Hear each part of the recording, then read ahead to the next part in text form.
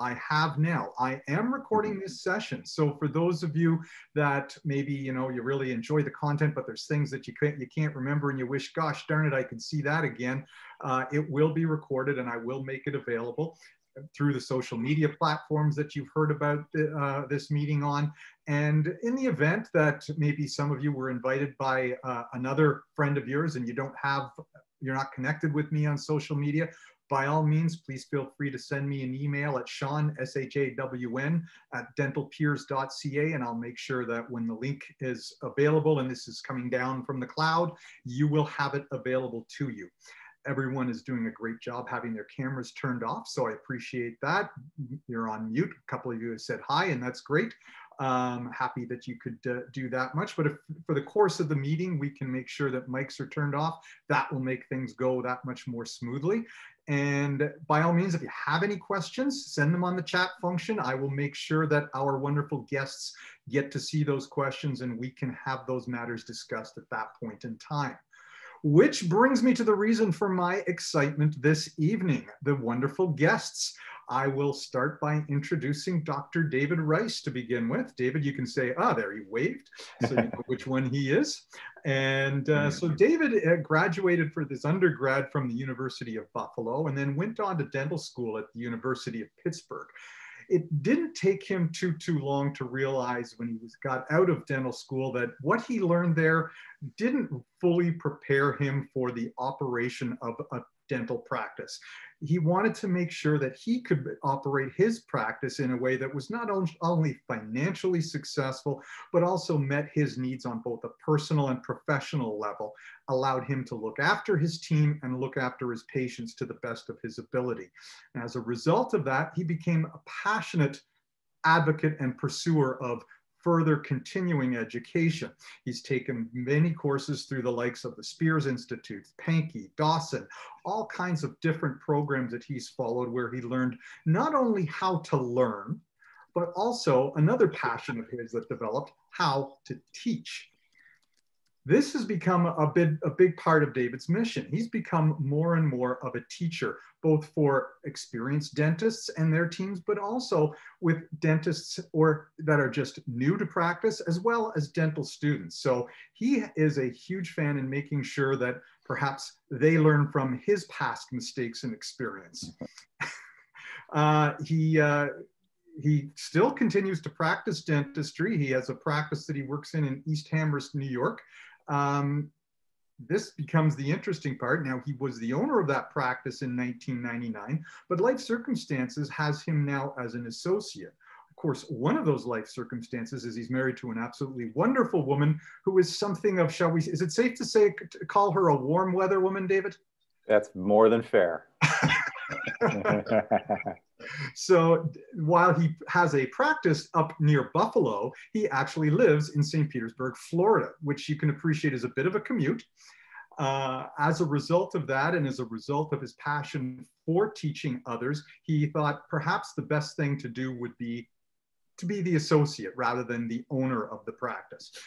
And that's where he stands on the clinical side of things, but he still has that passion. He is the developer of Ignite DDS, which he started in 2011. And if you want to get a better sense of what he's all about, you just have to adhere and listen to his mantra, which is #TogetherWeRise. He has some exciting announcements that I had made some notes on, David. I was going to say them, but you know what? I think I don't want to steal your thunder. I'm going to let you talk about some of those exciting things that are coming up with Ignite DDS a little bit later, if that sounds good to you. So David, thank you for joining us. Thank you for having me. I appreciate it. And nice to meet all of you virtually. Absolutely. This is definitely something that's exciting. And our second guest tonight is Kevin Henry. Kevin, you there? Hey, everybody. All right. Now, Kevin sort of did the opposite thing. Kevin actually is from a warmer state of Oklahoma, and he went in the opposite direction, and he's living in Colorado. Go figure. Love will make you do interesting things. Dave and I can both attest to that. So there you are. There you go. There you go. I guess you must have married a Colorado woman. Well, yeah, as someone who's got a little more ice in her veins, shall we say, than Anastasia does. So there you go. There we go. So now Kevin comes across things in the dental world a little bit differently. He actually has a degree in journalism that he obtained from the University of Oklahoma in 1998. Wound up finding himself in the world of dental journalism, and the longer and more he got into it, the more his passion for it grew. So he's been involved as a writer and an editor for the past 20 years. In fact, he's the past managing editor of Dental Economics, which I know my friend Peter Barry often describes as your free dental consultant. He is the editorial director, or is a past editorial director of Dental Products Report, and the current editor of Dr. Bicuspid, where he shares a lot of his knowledge quite readily. I know I'm involved with what is called DIY Dental Consulting, and he has been very generous in his time and passion for sharing his knowledge with us to make sure that we can put out some publications in a very concise and focused manner, because that is a big part of what Kevin is about. Not only is he the editor of these things, he is also very much involved in teaching and instructing dental writing to those who wish to pursue that avenue. He is a coach with the Dental Speakers Institute and presents on that very subject. And he is the co-founder of Ignite DA. He works on that with, I don't know, someone by this name of David Rice, perhaps? You know. And the idea behind it is that along with David, they've recognized the importance of sometimes one of those very underutilized resources at the dental practice being the dental assistant. So Kevin, thank you for joining us. Sean, thanks for having me. I've been looking forward to this and ready to dive in, my friend. Absolutely. Well, I'm ready to dive in too, but I'm hoping you're going to indulge me for just a second, because I really want to share with everyone part of the reason why I'm so excited about having you guys here with me this evening. I first met David virtually probably in the range of about 7 years ago on LinkedIn, and Ignite DDS was a couple of years old at that point in time, a growing concern. And I just saw this stuff and I thought, this is really fascinating. And we communicated via text and email through LinkedIn. And I wound up writing a couple of articles for the newsletter that he had running through Ignite DDS at that point. And we had some phone conversations, but of course, you know, getting married, moving down to Florida, all these other kinds of things kind of made it so that I would express to him, God, you know, we need Ignite DDS up here in Canada. Our dental students don't get that voice. And David was always open to it. It just couldn't wind up working out to be able to make it happen. Now, I know, David, you've done one virtual introduction with my friend Mark Gaylard up here in Canada, so it's not your first time. But Kevin, I think it might be yours. I'm not aware of too much on the Canadian front yet. No, I was slated to speak in Toronto at the meeting that was postponed by COVID. So looking forward to getting up there, and but not yet. So. Well, it was similar in that sense that as I was following things on the world of social media, I came across the start of Ignite DA and Kevin Henry and got exchanging messages through social media with him. We wound up having a chat on the phone. We have had the chance to meet. Like, I met David down in Atlanta at a conference. I met Kevin in Kansas City. Mm-hmm. So it's not just virtual. I have seen them in 3D. I can tell you they are real. It's true. So, but it's the message that they bring, the way that they bring it, that has me really excited to have them here, because I really think that they bring perspectives that we need to get more of up here in Canada. And we were talking a little bit about some of those things before everyone got started tonight. So guys, you know, I as you said, Kevin, we all want to dive right in. What I really like about the message that you guys bring is that, you know, you recognize clearly the importance of the dentist in terms of what the dentist has to bring to a dental practice, but you're team oriented, you're team focused. And, you know, I'm curious to wonder as to what brought you to the realization on the importance of the team. You know, we go through this education that is very focused on our own individual skills. How did we get from there to recognizing the importance of the team? Hard lessons, just the education? David, if you can start us off on that. Sure. Do you mind if I shared a little story with you all? Love stories. All right. Okay. story time, folks. One of my really early mentors, not a dental person at all, he ran a women's headwear company. So he made faux fur hats, scarves, things like that, long before it was in vogue to do. That was just his business. And he was the dad of one of my friends in undergrad.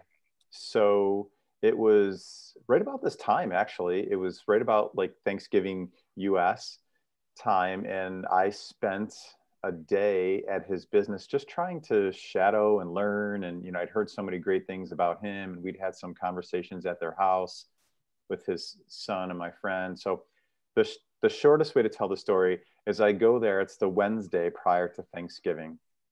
So he has all these sewers, and they're wonderful people, and they clearly adore him. And he has this big, huge Thanksgiving lunch, and everybody gets a bottle of wine, everybody gets a turkey to take home. And I thought, oh, that's really cool. And then, later on in life, you learn, well, lots of people do some interesting things like that. But it's what happened after lunch that really struck me. So I'm in sort of the outer vestibule of his office, maybe an hour after lunch, and out walks one of those sewers crying. And my heart sank because I thought, wow, he just threw this wonderful, amazing lunch for people. And I think he just fired somebody. Maybe this guy's not who I think he is.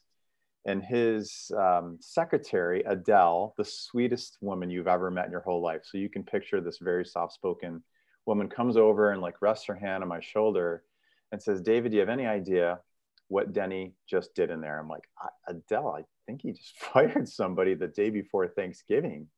She's like, not at all. He just wrote a check for her daughter because she couldn't afford to pay her daughter's college tuition. And I you just start getting that feeling. Wow. And then she said, and he'll never breathe a word of it. He does things like that for members of his team all the time. And it's different for everybody because they all have different needs. And for me, it was that single day before I ever attended dental school that I decided, I'm like, that's the guy I want to grow up to be in life. That's how important I want my team to be and how close I want us to be. And I could tell you a million stories about other amazing things that man did throughout his career, but that moment really, really stuck with me. It really resonated with me. So I think I was very fortunate just to meet the right person at the right time in my career and really embrace the concept of team. Wow. I got chills just listening to that. That is an incredible story. Wow. Kevin, I hate to put you on the spot. How do you follow a story like that? I can't top that. There's no way. No, I mean, honestly, for me, and as you said, Sean, I came into this from sports public relations. So dentistry was not something that I went to school to study like Dave or anything else. It was something that I fell into. And by the grace of God, I did, because I've met friends that are like family, like Dave, met my wife through dentistry. I'm blessed. There's no question. But one of the first things that I did whenever I got to dental economics as their managing editor, not knowing dentistry except from the patient perspective, our publisher was Lyle Hoyt, and I will never forget Lyle. He brought me on board. And he said, "I'm going to take a chance on you because I think you will like this." And Lyle sent me around the country to different dental practices to watch how they interacted with each other and learn what dentists did versus hygienists versus assistants. And looking back now, I'm like, how silly is that I didn't know, but I didn't. And watching, as Dave just was saying, the interactions that you could see that were right between dentists and team and back and forth versus those that were just like a train wreck. And I came back from this cross-country trip, my mind was just going, why aren't more practices like this than like this? Why can't they communicate? Why aren't they working together? And I started really looking at the role of the assistant in that, and how that, the dentist would walk out of the room and the patient would turn to the assistant and say, "What do you think about the treatment that was just presented?" And how important it was for that assistant to not only have confidence in himself or herself, but also to have the dentist back. you know, and just things like that resonated with me so much. And when Dave and I first decided that Ignite DA was going to become a reality, those are the things that have stuck with me, is these team members that are out there that need to know how valuable they are, not just to the patient who comes into the practice, but to the bottom line of this business. And everybody has to be working on the same page. And I will say there are a lot of, and we know this, a lot of folks out there who are not like Dave. You know, whether it's in dentistry or outside, that it's all about them. And we need to teach assistants how to, and team members for life overall, to know how to deal with those people and still enjoy their career and their day and be advocates for patients just as much as those who walk into Dave's practice as his next hire. I couldn't agree more. And I think, you know, just sort of thinking about what you said about having, making sure that the dental assistant has the dentist back, let's face it, that's a pretty easy thing to expect when you've got a dentist who's going to have the back of the dental assistant, you know, that's going to, you know, do the equivalent of write the check for their daughter's college tuition, right? Yeah, and it's important because we know that may be the majority. In some places it may not. So how do we make sure that the assistants, you know, and COVID changed a lot, and I think we're going to talk about that later, but how the assistants, how the team members still find joy in their day, and they still find those moments that make them want to get up and come back the next day, because they're doing such amazing things to make sure that their patients are healthy, or following the right protocols, and are getting the treatment done that they need. Mm-hmm. Absolutely. So, you know, we've got these ideas, we've got these things that we've recognized that, hey, I really need to have my team working with me in order for this adventure of practice ownership, or whatever path I choose to go down in the world of dentistry, to make it work. It's great to have the ideas. Now, how do we bring that into the implementation stage? What worked? What did you find challenging going from taking that idea and bringing it to life? Dave? So I think, you know, if I framed it, first and foremost, say what you mean and mean what you say. You know, what my behavior, far more than my words, were always the determiner of how cohesive of a team we were and how successful of a team we were. And, you know, and I'll go so far, I know there's a lot of people in dentistry who disagree with me. We are not a patient-centered practice at all.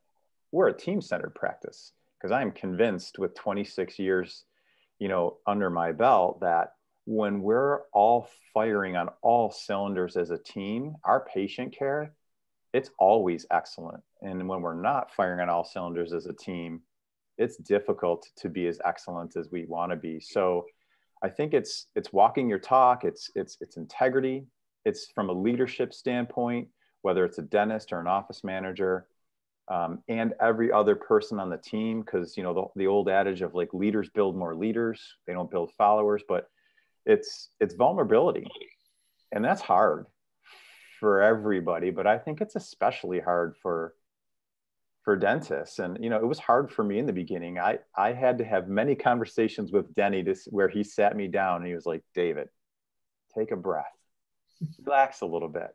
The world's not going to end tomorrow. The problem isn't as, you know, insurmountable as you think it is.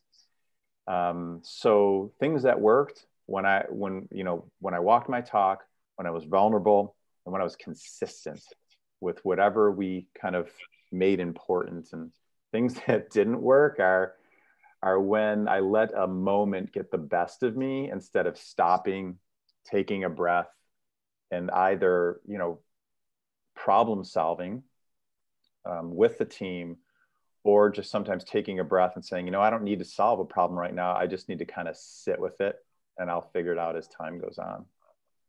Invoking your own 24-hour rule. Yes. Absolutely. I like that. And, you know, it sort of reminds me, I think it's Richard Branson, isn't it, that gives the idea that, you know, it's not the customer that comes first, it's the team.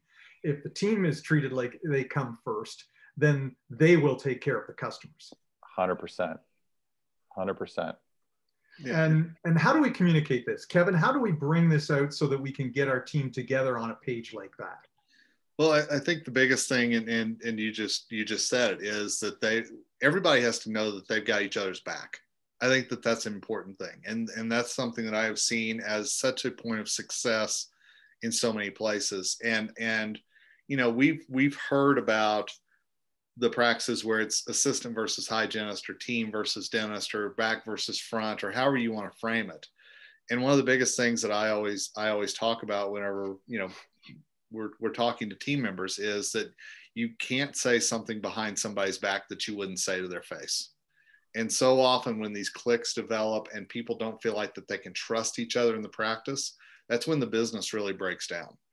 So I think that that is a vital part of moving forward, is making sure the mission statement, everybody's on board with that, making sure that everybody understands what their role is in the practice, and understanding that there may be some times that there are some unwritten things in there, like taking out the garbage, you know, or things that maybe are seen as less than desirable tasks, shall we say.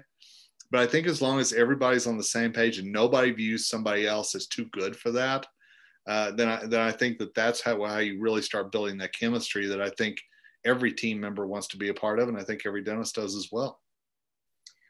And I love that too. I love that idea that, you know, we do all have to pitch in, and sometimes that means, that's my responsibility. Well, you know what, maybe today it is, and it'll make it all better for all of us if we all do that little bit, that extra inch, never mind the extra mile, not even the extra yard. Sometimes just the extra inch can be that difference.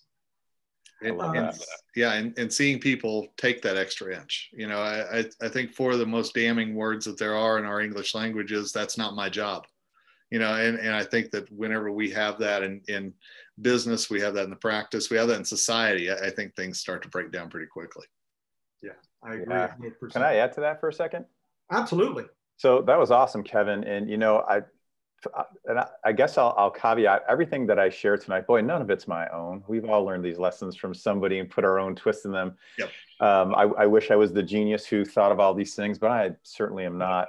But I remember Walter Haley years ago, for those of you who know that name. But Walter was an amazing leader and for accountability. And I love that thought, Kevin, is, you know, my partner Mark and I originally, we did everybody's job. And on top of it, one of the things he shared really hit home with me, and that's catch somebody doing something right.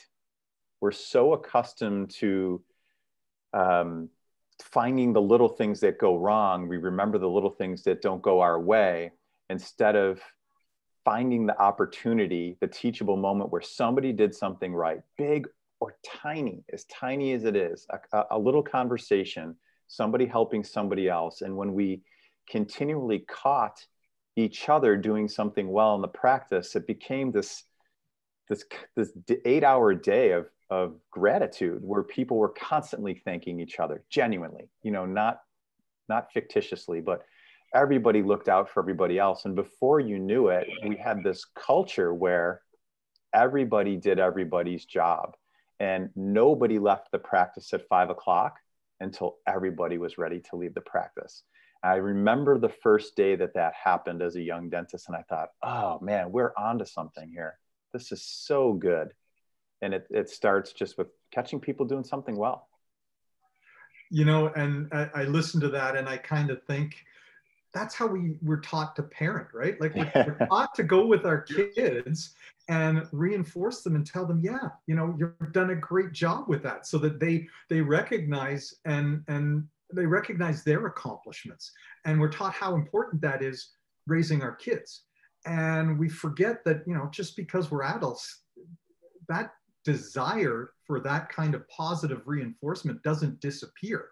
You know, right. I may not need quite the same pat on the head that I would give my little kid or anything like that, but that, like you say, that little, wow, thanks, I really appreciate you for doing that. It's important. It is. And I will tell you, a lot of practices, you know, there was a couple of years ago, I did a survey of 1,000 dental assistants, and I asked them, what's the nicest thing a dentist ever said to you? An overwhelming number one answer was thank you.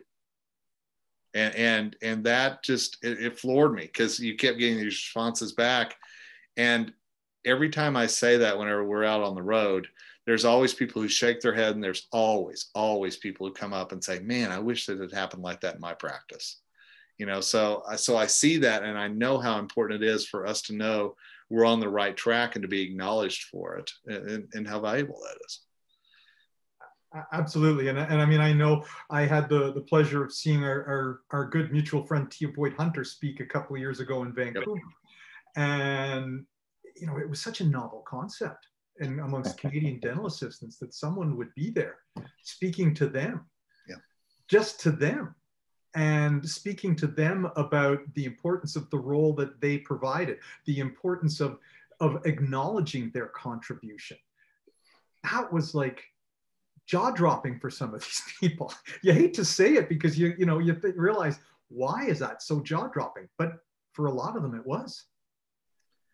Yeah, and I think we need to realize that that's out there, and I think that sometimes all of us, and I'm preaching to the choir here, I'm preaching to myself too, that we have got to take the blinders off and really see where there are places where each of us could do better, and in business, in life, whatever that is.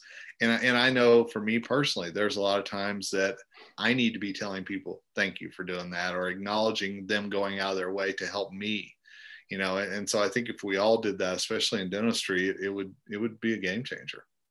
And you've touched on something important, and David kind of alluded to that a little bit as well. I mean, we talk about this stuff. We know that how important this is in theory, but life events kind of get in the way sometimes. We become, maybe something is going on that just has our focus, and we'll miss that contribution that somebody made. We'll miss that opportunity to say, wow, you really went above and beyond. How do you kind of try to self-correct yourself on that and go back and make up for that, David? I think it's full circle where we started. It needs to be a team approach. So for years in dentistry, people have preached, leave your bags at the door. Once you're at the practice, you're on stage. You have to be a 10 out of 10. And I wholeheartely believe all of those things. I'll tell you, we put a little twist on it in our practice, in that, like many practices, we have a huddle, we have a team meeting before our day begins. Is if you come in, any one of the 15 of us, and you're really genuinely not a 10 out of 10, life happened at home, kids, parents, significant other, then don't fake it. But come in and trust in the other 14 people on our team to say, hey, you know what? Guys, I know I'm supposed to be a 10, but I'm kind of feeling like a 6.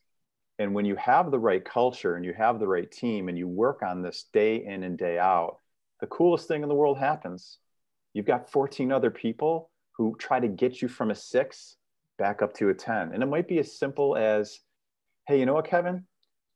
Sorry to hear you're not feeling so well this morning. What can I do?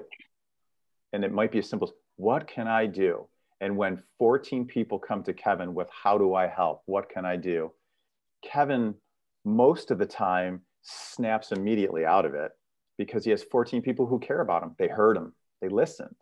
And sometimes Kevin might need 20, 30 minutes to lean on the rest of that team, which, Kevin, not to put you on the spot, but that's empowering to me.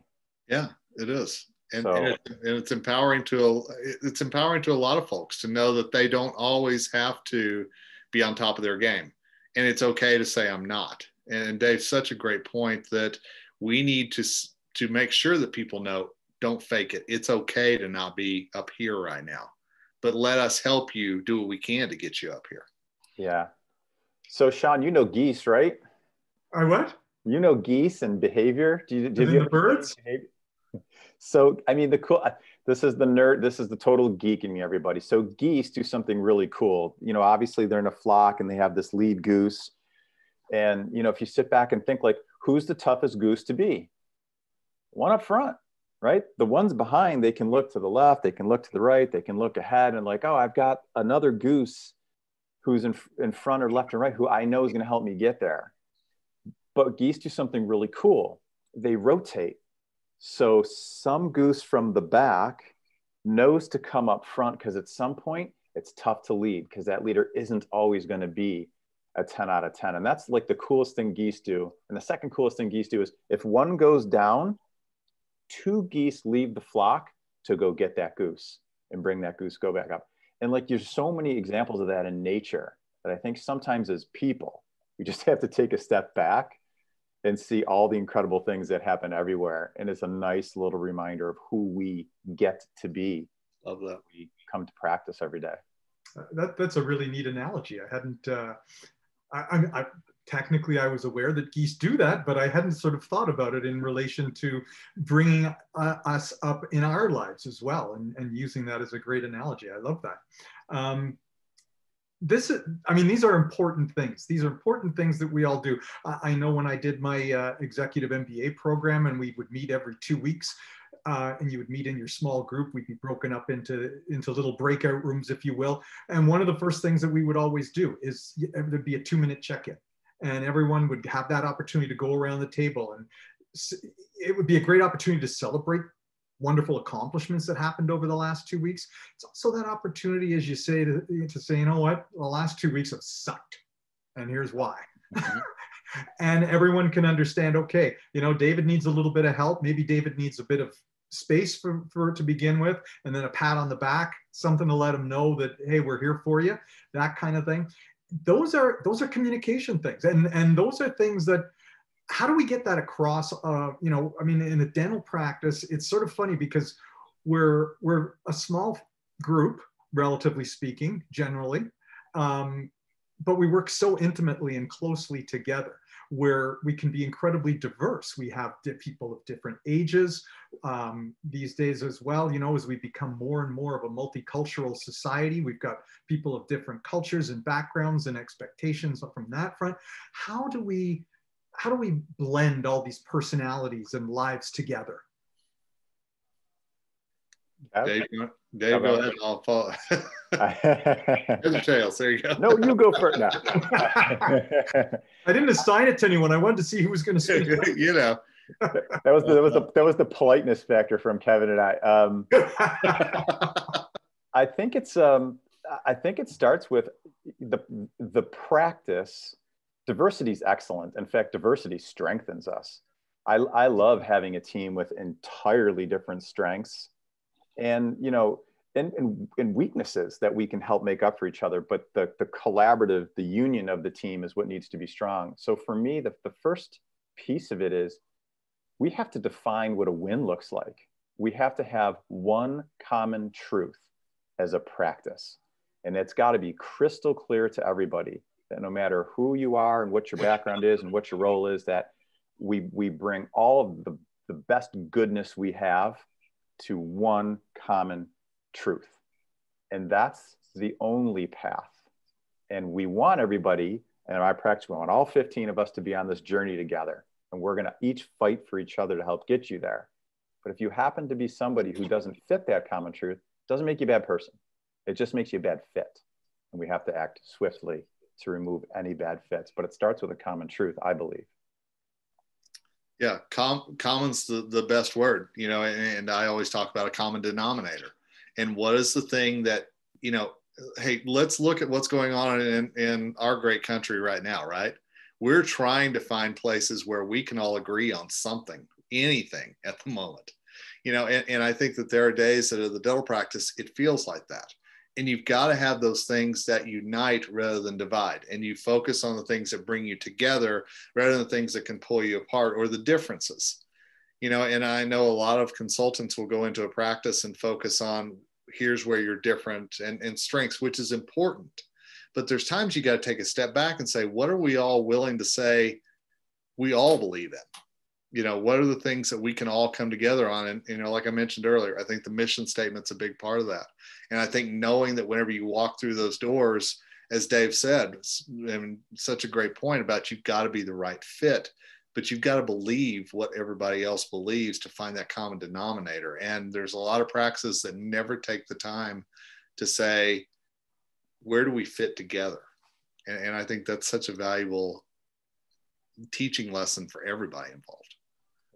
To your point, Sean, it's like parenting. Yeah. Mom, you know, both parents may feel differently about how they raise a child. And that's something that the parents need to work out in the room, separate from the child. So when they go out, it's a united front, and it's not a child who gets to play one parent versus the other. Absolutely. Mm-hmm. I completely agree. And you know, I mean, this stuff is a great segue into where I wanted to go. Anyway, I mean, we've talked about that fact that sometimes we may have to approach a team member or someone in our lives in general, who knows, and say, you know what, you are a truly wonderful person. You're just not a wonderful fit here. And I'd like to invite you to find a place where you might fit better. How do we assemble that team that works well together, that works well for us? I mean, we are looking at diverse personalities, and Dave, I know you're a big adherent to the DISC profile approach of things. How do we build that team through our hiring process to be able to recognize and work together and bring the people in that are going to be the right fit and adhere to the philosophy that makes us all together we rise? Kev? You know, it's about the questions you ask during the hiring process. I think it goes so far into that you have to understand A, what you're looking for, and B, not settle. And I think that in today's dental environment, you know, we know that there are so many practices that are desperate to find team members. You know, there are some insane things going on around the country as far as hiring bonuses just to fill an empty slot that may be happening in the practice. And I've seen so many dental practices let's just find somebody. That's what their attitude is. It doesn't work like that. And I understand desperate times can call for desperate measures, but you've got to be able to say, we can't just find a heartbeat. We've got to find the right fit. And like Dave has said, and I've seen in his practice, it's got to be the right fit. Because if you find people who are in it for only themselves, you find people who aren't going to find those common denominators, or they're going to plow right through whatever rules are set by the parents on the other side of the room. It's not going to work, and it's just going to cause more dysfunction from the other team members who see Sally or Sammy getting away with it. Agree. And you know, at its core, I think two main principles. First, it's never a great situation to hire out of desperation. I have to have somebody here tomorrow. That's a bad place to be, because it's really, it puts your back against the wall. So I think the best thing you can do is work so hard proactively on your culture and your practice that people have heard about you and they know about you. And maybe you're not going to bring that new team member on this year. Maybe you're either going to grow or somebody's going to move someplace else in 1 or 2 years. But so many people have heard so many good things that they're hoping one day there's a transition in your practice.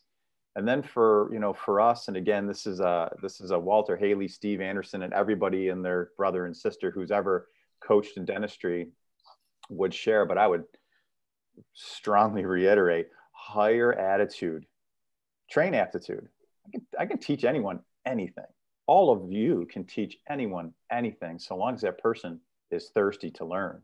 So we can't teach inherent attitude. That's in somebody or it isn't. So we look for outstanding attitude. We look for people. Every time I'm at a restaurant, every time I'm at any business, and I find that person who just goes a little further than the average person does, I 100% of the time pull out a business card and say, Kevin, I have no idea what your future holds, but you would ever consider dentistry?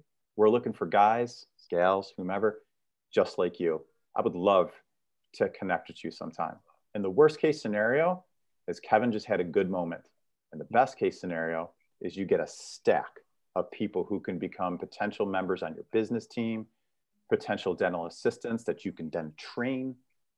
Hygiene, obviously different, that, you know, there's a couple of years of education in the process there, but there's always an opportunity when you're looking for the right people every single time you leave your house. group. I absolutely love that. And it's interesting because a few weeks ago, I had this conversation with a friend of mine who works with one of the DSOs up here. And it's sort of been this accidental discovery, in a way, if you will, that's been brought about by virtue of the pandemic we've all been going through.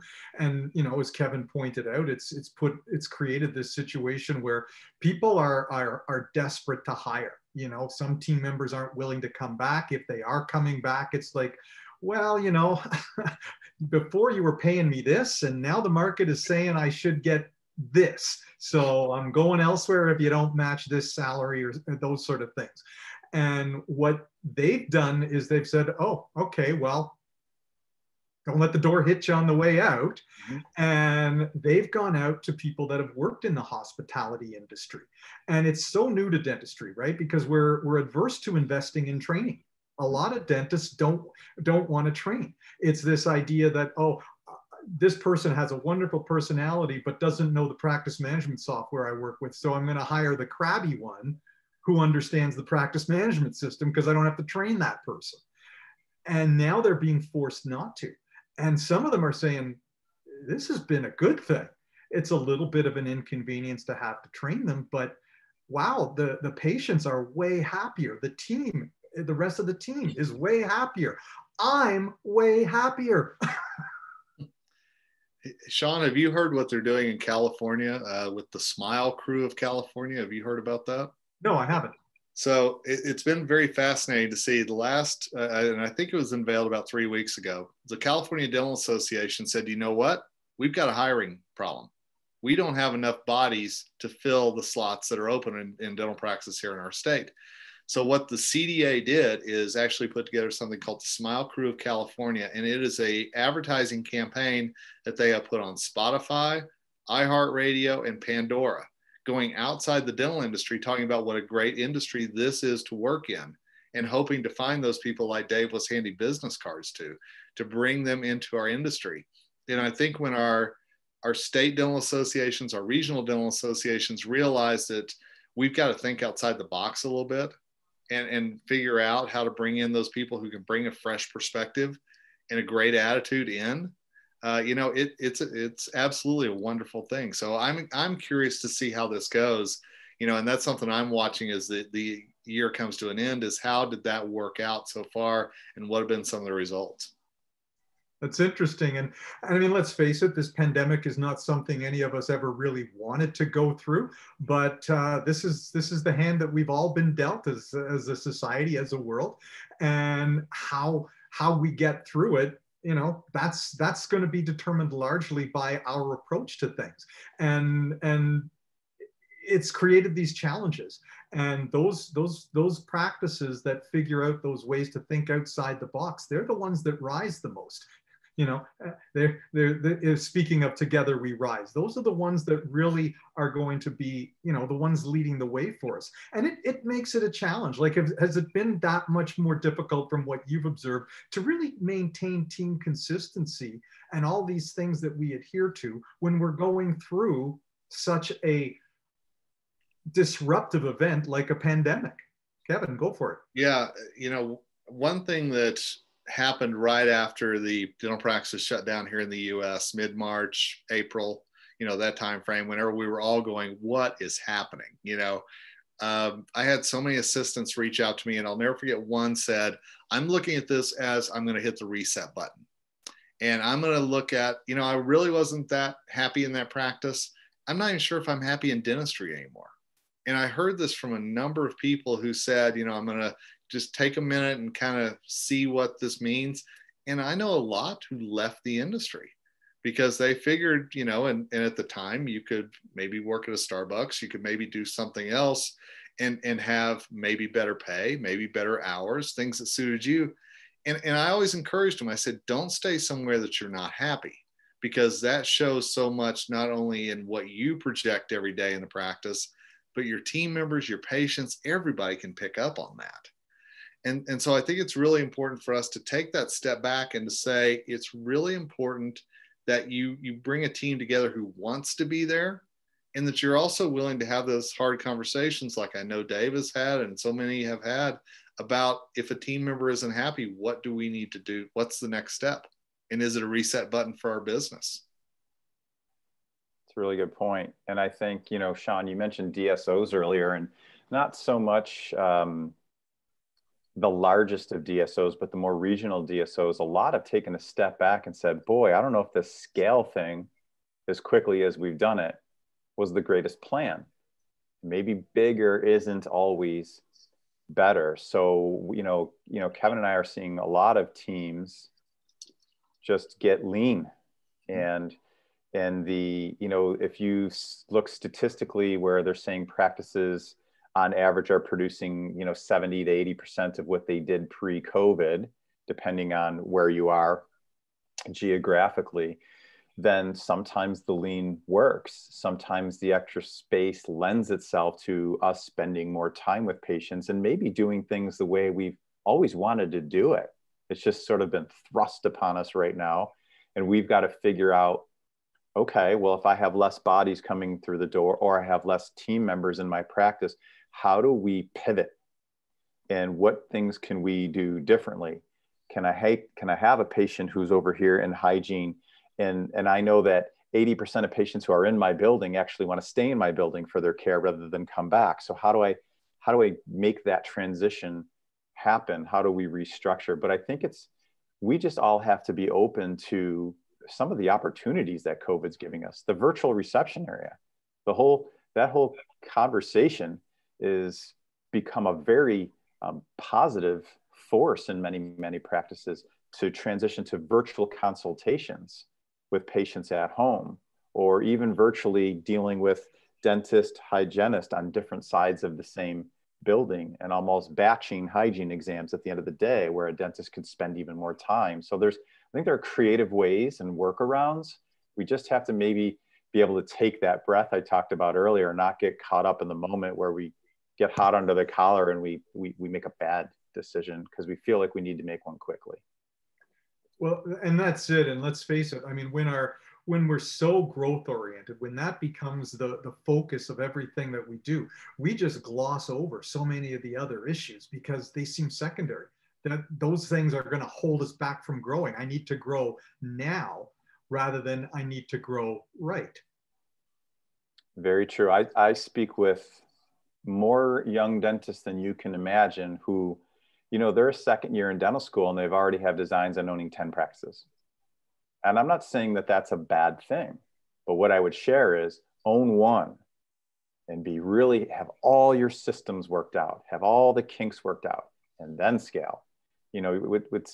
We keep coming back to like life lessons, right? Parenting and kids.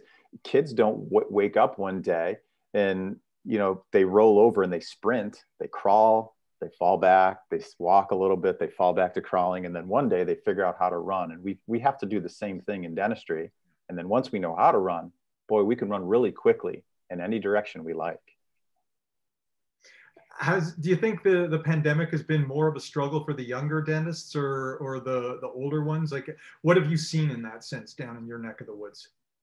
I'm going to say it's been an equal struggle or an equal opportunity, depending on how you're looking at it. So if you said, what's the struggle on the young dentist side? Number of jobs available, right? So lots of practices who have gotten more lean have said, hey, you know what? David Rice, new kid, maybe we don't need to bring you on. And we thought we did. Maybe we don't need you 5 days a week. Maybe it's 2. So that's the struggle. On the seasoned dentist side, the struggle is, hey, I'm XYZ years old and I have to make this capital investment and add my overheads going up. And do I really want to deal with all of this? And then the flip side is the opportunity is, boy, if you're the seasoned dentist and you're walking away and you're a young dentist and you're paying attention, there's a practice that you can own rather quickly for a very, very good price. And if you're a seasoned dentist and you're willing to look at the opportunity, maybe you step back and say, maybe now's the time I become more of a mentor. And I do bring that young dentist in because I have been successful in my whole career.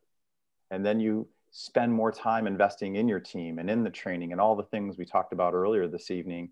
And you find out that, wow, I don't need to see 50 patients in a day to be as profitable and productive as I've been. Do we have to change the way we are interrelating with our teams, our dental assistants, for instance, as a result of some of these new realizations? Kevin? I think that there was a marked difference in dental practices in the days after the shutdown occurred. That there were those who were communicating with their team members and those who were stone silent. And I think that and I don't blame the dentists or anybody for a lack of communication during that time. And I've told so many team members, don't expect everybody to have all the answers right now, and don't put that weight upon their shoulders. Yes, they are the leader, but they're trying to figure out what is going on in this world right now just as much as you are. And I think that that's where we had a lot of issues at the very start of this between the dentist and the team. As we've come through it, as Dave mentioned, there are a lot of different ages that you're looking at. And there are a lot of team members who have tried to figure out, is this still worth it to be a part of this? If they found a practice that communicated with them and helped walk them through it, they were much more likely to go back to that practice and feel more confident about going back in, despite all the new PPE protocols and everything else. So and it's been such a lesson for me to see how the actions in time of crisis have those ripple effects when everything starts to smooth out. And it's really been a very interesting lesson that I think a lot of folks learned maybe a little too late. And again, not just on the dentist side, but on the team side as well. So I think that team members are seeing this as an opportunity to maybe switch practices. They're seeing that there are some open positions, and maybe if Dr. Rice has an open position, and I've heard about him, as he was mentioning earlier, oh, heck yeah, I'm all over that. So there have been those who have taken advantage of opportunities, and there have been those who just simply said, I'm good, and walked away. Yeah, I feel like COVID has put a magnifying glass on our practices, and it's exposed underlying issues that have always been there. They're just so obvious now. So our teams want to feel safe, and our teams want to feel heard, listened to. And now all of a sudden we have this virus that is impacting people in so many different ways. Maybe people need to feel safe for themselves, safe for their kids, safe for their aging parents, safe for someone who has some medical conditions. Maybe they need to be listened to because they need to shift gears because their kids are at home at school now, or they haven't seen their parents in 6 months because they live in a home and they've not been able to get there before. So I think COVID's just being this big, giant magnifying glass, and it's forcing some discomfort for people who just maybe haven't spent enough time hearing as much as they could hear and creating an environment where people feel as safe as they believe they should feel. But I'm curious, I see, Simeon, how the differences between women running practices differently than men. I would totally agree. I'm curious to, your and Jennifer's thoughts on that, actually. Oh, Jennifer. All right. Jennifer, do you want to speak up? Jennifer, who has an opinion on absolutely everything. We get an extra guest today. This is cool. I'm so comfortable with the comment I'm going to make, David, that I say it from the stage, and I've said it for years. In my opinion, women dentists either manage their practice better than any man I've ever seen, or most probably the worst I've ever seen. There doesn't seem to be any gray area with the women. The men are all over the place. Some are brilliant, and there's a whole color chart for the men. But the women who understand it, it's sort of understanding the female logic and the female understanding how to read women, and when they're putting on their Oscar-winning performance, which men, you guys, you fall for it every time. and the good woman owner just calls it the way she sees it, and the female employee says, well, I tried it and it didn't work. So that's my opinion. And when you find, if you're giving a program and you look at your audience, you can tell within a second if you've got a female dentist who's in charge of the practice, because the respect their staff have to her. I mean, it oozes out of every pore. I would agree with that 1,000%.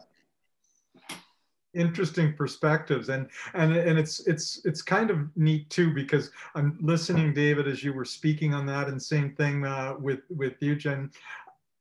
I a couple of weeks back I did a webinar, and let's face it, I mean, for the last 8 months we've all been, it's not been the silent elephant in the room. Everyone has been talking about COVID this, COVID that, and just about every webinar that anyone has been attending has been, how do we get through COVID? How do we COVID proof our practice? How do we recover from COVID? All these kinds of different things. And I went out and did this webinar, and it was purely based on, okay, this is what we need to do to get a winning team going.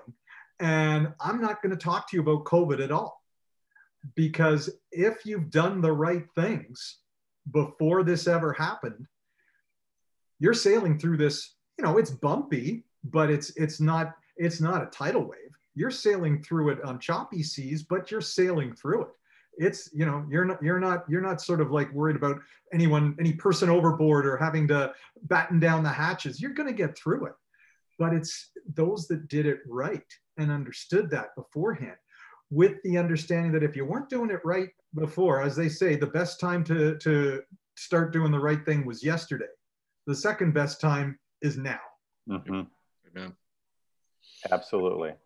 And it's difficult, right? Because the practices who've done the right thing are actually doing quite well, to your point, but the practices who, you know, needed some improvement in some areas, like I think like they still need help right now. So we have to try to figure out, like, how do we stop the bleeding and inch people in the right direction until they can build the systems and because, you know, culture building takes time, right? There's no switch to flip. And if it's been a bad culture for the last year, 2 years, 10 years, boy, it takes some time to build trust. And maybe a little bit to Jenny's point too, with some of this, I think with some of the male dentists too, that their egos make it hard for them to admit that they're struggling. Huge point. You know, hence, you know, the vulnerability comment earlier, like I have to come in, and to Kevin's point, I have to come in and say, like, I don't have all the answers. And that's just not about, to your point, Sean, that's not about COVID. It's about life. Hey, we're gonna do some things here. We're gonna do them the best we can. And you know what? We're gonna fall. And it's okay to fall, so long as we always have our patient's best interest at heart, the practice's best interest at heart. And we pick ourselves up, we dust ourselves off, and we move in a new direction. So we make our best educated guesses as we move along, and we train on all the right things, but we're always going to make mistakes. And you know, and my team needs to know that not only is it okay for them to make mistakes, but I need their permission to be able to make a mistake too, because I'm going to make them. That has to be okay as well. And you know, I think that's kind of a big way to make sure that the whole team feels that they're playing a role in the leadership of the practice too, isn't it? 100%. Yeah. And that's important to team members, is to know that they've got some role other than just showing up, punching in and punching out. And so if you can ensure that your team members feel, you know, and Dave and I have had these conversations, you know, it's not like they're going to run the practice. That's the dentist's job, is to be the leader of the practice. But the team members have to feel like that they're, as Dave said earlier, they're being seen, they're being heard, and they're being cared for. And if those three things happen, it doesn't matter, in my opinion, the gender of the team member or the dentist. It's about the culture that you're building, and that everybody feels like that's a safe space for them to not only be themselves, but to try to do the best that they can that day. Jenny, any sort of final thoughts on that point? I know that you weren't sort of, maybe we're catching you by surprise here. This is such a fascinating, I mean, I'm on my favorite subject. If I just make a couple of comments, not only do I speak to dentistry, but I do a lot of coaching in the speaking business, and it's the same thing. Perfectionism drives procrastination. Biggest thing that pisses off the staff, they go to a staff meeting and our perfectionist procrastinator, David knows exactly where I'm going with this. Good idea, let me think about it.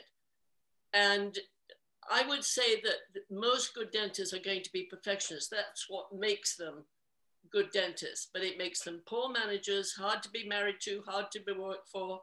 And until people start addressing that trait and understanding it and helping them work with it, because these perfectionists come across as authoritarian, and it's hard for staff to walk up and give input when they're just cut down to size. Hope I see nodding head there from David. I love that. Yeah, all I kept thinking of, and I'm trying to remember the title of the book, but it's the essence of it is, once we have this culture and this trust, my principal job is get out of the way. Get out of the way. You know, foster creativity, foster people coming in and bringing ideas. Let's do it. And I just have to, my hygiene team, they're so much better at what they do than I could ever be. Shame on me if I stand in their way. My dental assistants, they're so excellent at what they do. Shame on me if I get in their way. And that's hard to do. That takes great maturity. I mean, so many good dentists just sabotage themselves, consciously or unconsciously. I mean, if they didn't, I wouldn't have a job. But it's sad when you see a really, really good person not realizing all the barriers they've set up. Yeah, it's hard to do. Admittedly, like I said, there were a lot of talks with Denny in my early years, and and then over the last 24 years, there are a lot of talks with, partners and I behind closed doors. And, Mark had to hit me over the head a lot of times to say, like, you know what, Dave, I'm really great in this lane. You do you, you're good over here.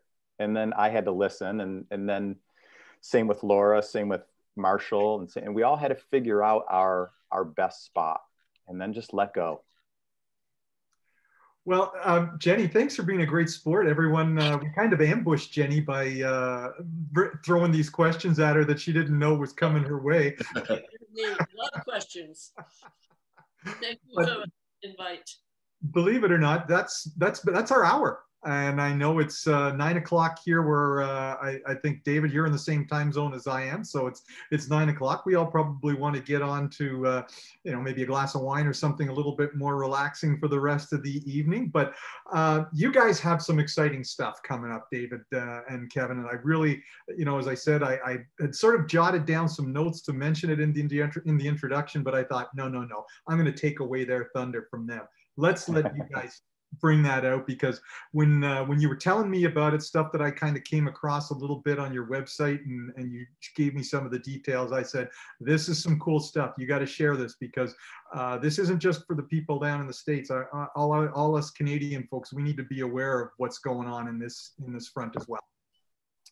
Well, I think, Kevin and I really believe that we get a whole lot smarter when we hang out together than any individual person could be. So we're working really hard to bring Ignite DDS University to the table. That's going to launch on November 18th with a very targeted program in conjunction with Yankee Dental Congress. So I'll see if I can throw a link in the chat before we get off here, but that's going to kick us off. And moving forward, we're going to start bringing lots of different experts in dentistry in different spaces to the table. We're weighing in a little heavy on the clinical side initially, launching with 10 courses, and we're going to add 2 courses every single month on our website. And the concept is really to try to bring the very best people in dentistry and make it doable. So we're not live today like we really would like to be. There are some amazing trade shows out there where some of the finest speakers in the world come to. And sometimes we get there, sometimes we don't. And sometimes when we want to really level up our education, it costs a lot of money, and that becomes a barrier. So Kevin and I wanted to work really hard at shrinking that barrier and bringing lots of great people to dentistry. That's always been a kind of a core belief of ours, to bridge gaps in dentistry. And we've had such a good relationship with Yankee Dental now for, I believe will be our 6th year to do a track with them. And I just put the link to what we're doing ahead of Yankee. We've always done it in person for assistants in Boston, but of course this year that's not happening. So we're doing it virtually for everyone leading up to, and as Dave said, it's timing with the launch of Ignite DDS University. We're super excited. We really are. We think it's going to be such a good time of learning and bringing in people. And we're really excited about not only launching the university, but this webinar series that's going to carry on from mid-November all the way and through when Yankee would have been together in late January in Boston. And I mean, I've made no secret in the conversations that I've had with the two of you how much of a big fan I am about the whole initiative behind Ignite DDS and Ignite DA. So I would certainly encourage any of my Canadian colleagues and friends to go out and check the sites that that Kevin has put up in the chat room. You know, I'll make sure that those get out in as well in the subsequent notification about the recording for this. If there's any information about how people can get a hold of you guys that you wanted to share, now's a great chance to let them know. Sure. So I'll drop my email in here. You are all more than welcome to holler anytime you like. Yep. And if you're an Instagrammer or on Facebook, just look for @IgniteDDS. Whatever is easiest for you. Just feel free to reach out. If I'm not on a plane or with a patient or doing something like this, I promise I'll get back to you within 24 hours. It's dentistry's been just an absolute blessing for Kevin and I, and we want it to be that for all of you too. Kevin? Just enjoyed tonight. Thank you all so much. And as Dave said, we do believe in Together We Rise, and that's across borders of countries. That's across different specialties within dentistry. We want to make sure that we're doing everything we can to make this such a great industry, because it's blessed, as Dave said, both of us so much. So thanks for having us on, Sean. Appreciate it, man. Guys, thank you for being willing to be here. I really appreciate it. It is great to be able to share your word with some of my Canadian friends and colleagues. Like everyone, I certainly wish that this was something that we'd be able to do live in 3D and in person.